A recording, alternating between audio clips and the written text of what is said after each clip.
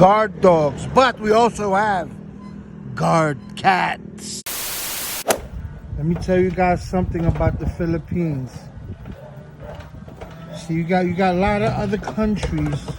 When you go to people's places, they have guard dogs. But when you're in the Philippines, they have guard cats. Cats just guard your house.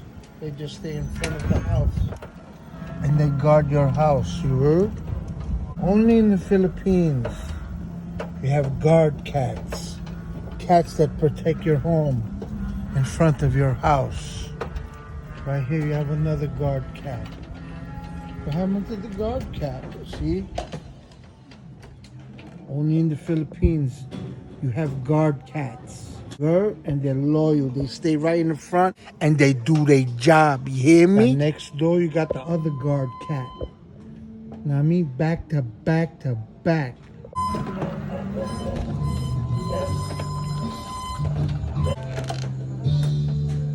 Guard cats. You know what I mean?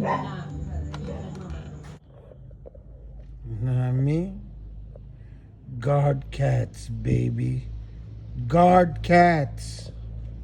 Right in front of the house.